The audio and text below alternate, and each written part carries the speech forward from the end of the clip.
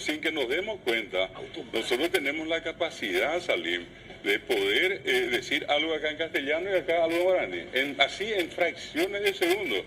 Ellos mismos no se ven, preparante le vamos a tomar. A ninguén debe salir con él, no, ponerle hierba, no te olvides el hielo, el agua bien fría. Exacto. Pero así. Y cambiar ese código para nosotros es demasiado fácil. ¿Por qué? Yo te digo que es fácil al final, porque estás haciendo un ejercicio muy complicado como este que te dije. En castellano hay preposiciones, para comer, en guaraní es comer para, o carujanguá. Ese es un fenómeno que tendría que llamarnos siempre la atención. ¿Cómo se automatizó? Y te doy el otro caso, con janguá. ¿Cómo dirías, por ejemplo, compro ropa para mamá? Se llegó a 11 fibras, se sirve buena. Se sirve buena, ¿verdad? O por ejemplo, cambiando, yo compro, a ver, una flor, ¿verdad? Para papá.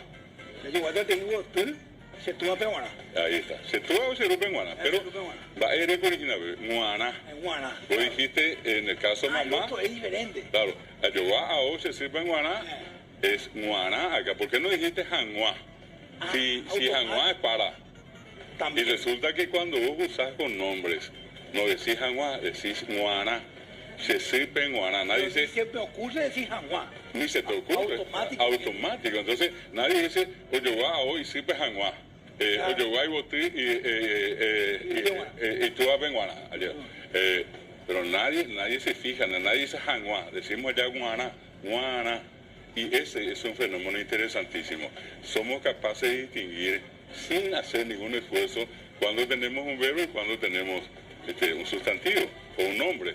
Y fácilmente nos dice, o caru janguá, o jomba po janguá, o yoga, o yeroki janguá. Siempre janguá con el verbo. Y cuando es con el sustantivo, usamos guaná.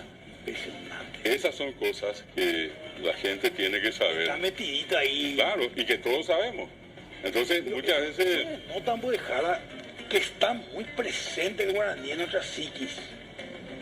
No podemos vivir sin el guaraní.